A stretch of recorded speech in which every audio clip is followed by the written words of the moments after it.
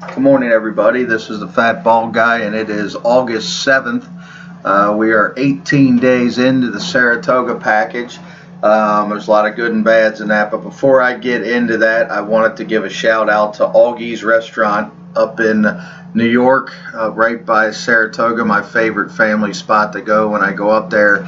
Unfortunately, burnt down the other night, and they're raising some money to help rebuild. You can find that on the internet, but I just wanted to tell them good luck in that rebuild. We're thinking about you and can't wait to come back to the new restaurant. I'm sure you'll be fine and get everything rebuilt. Something like that, you just can't understate. So I just wanted to make sure that they knew that the Fat Bald Guy and all the guys from Cincinnati are thinking about you. And then to all the new users, we've been up and running since the week before the Belmont Stakes, and we've already got just at 600 users in 2 months or so, and that I didn't think it'd be that good that fast. I'm really impressed, and obviously we're doing a lot of things right. So welcome to all 600 people, and hopefully by the end of Keeneland and Breeders' Cup we got over 1,000 and rolling into next year because people like what we do. To get into the Saratoga recap real quick, I mean, you got the numbers on the front of the website.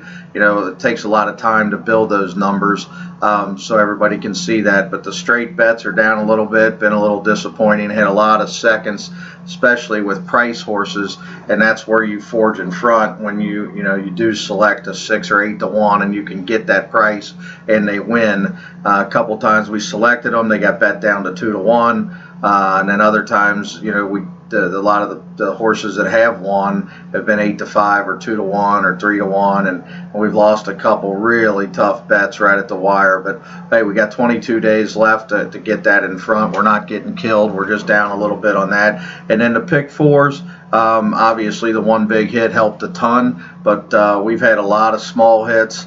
And at the beginning of the meet, man, we just had so many just barely misses that were just ripping my heart out there, where we were cashing 2,000, 3,000 and somehow got beat with 4, 5, 6, 7 horses in the race, and something weird happened and we got beat, and that's been tough. But the overall meet, we're still way up, close to $3,000 on the pick fours, betting $250 in the morning, $250 late. And that's kind of been what our goal was the whole time, to try to keep those tickets around $250. I do understand if you're playing less, you want to play the A's and then maybe the A's with 1B and leave out the tickets with the 2Bs or the C's. Those are just safer type tickets, and a couple of them have hit, over the days, but most of the time the ones we've hit have been the main tickets. And the big one we hit was one of the main tickets too. So I understand if you want to cut that from $250, instead of just playing half of all the tickets, you might just want to cut out some of the bottom tickets where we got a lot of the savers and things like that.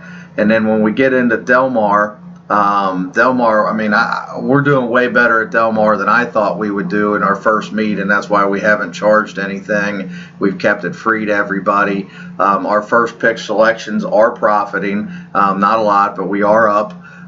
We've hit a pretty decent percentage, a little bit under what we need to really profit, the 32% that I always target for to profit. We're a little under that, but we're still profiting because we've caught a few different price horses there. We got taken down out of a $160 hit that still it doesn't sit right with me. It was a horrible disqualification. And that's all we've been tracking with Del Mar, because we really haven't gotten into the pick fives and the pick fours and the pick sixes, just because it's my first time putting picks out for Del Mar, really studying the entire meet instead of just playing it once in a while, and I did not feel comfortable charging anybody for that. So until I can prove to myself that these picks are going to be profitable here for this entire meet, maybe next year we'll look at weekend packages, but I want to keep it free the entire time, except Pacific Classic Day, because we want to make the little package here at the end of the year, as we're cutting down the price, we're getting towards the halfway point. So to add some more value to the end package of the Saratoga package, we have added the Pacific Classic Day into that package. So if you only buy just that weekend, it's you got the Travers on Saturday and the Pacific Classic on Sunday. That's going to be $35, and then the last weekend, because there's 4 days, being Labor Day on the weekend, Friday, Saturday, Sunday, Monday, we made that $35. But if you look at that and then look at the halfway point price, it would be silly to buy those two separately when you can get the 2 weekends previous basically for free and then some with the price. So take a look at that if you haven't bought anything. If you want to get in, of course, Wednesday and Thursday and Monday up until those weekends will be free as always. The one thing, I got a couple emails about people saying, we need to stick to our guns, and I do agree with that. If you're not sticking to the guns and the philosophy and you're jumping all over the place trying to bet some of our stuff, not other stuff, you got smaller budgets and you're trying to figure it out, I understand that's tough. I get that. But that's decisions you got to make. I can't make those decisions for you, especially at 10, 11 o'clock in the morning. It's more of a feel thing on, if you only got a $100 budget and we've got $500 for the pick fours, and we got straight bets and other things. You really need to play that by ear and do the best you can with that, and hopefully make the right decisions. I'd love to help you with that, but I just can't. With so many people, I just can't help you. Through the day, all day long. Should I or shouldn't I bet on this one? Well, what about that one? What about that one? It's just tough to do. So I do wish you luck. I hope that you figure out a way with those smaller budgets. The Exactas have been hitting great through the package. I know a couple of the Exacta players are very happy with that.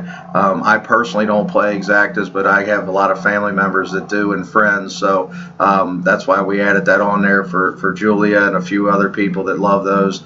And then the rolling doubles, the pick threes, a lot of people like playing those. Just all I can say is please stick to the guns. If they keep making Nick Zito favorite, don't worry about it. Just don't take him. He beat me the other day, just crushed me. I had the Chad Brown first-time starter, that we thought was hot. Got beat right at the wire by a Nick Zito. It happens, unfortunately, but I couldn't have taken that Nick Zito if I'd have spread to 10 horses. I can't take Nick Zito horses, and there's a lot of other trainers too that I don't take.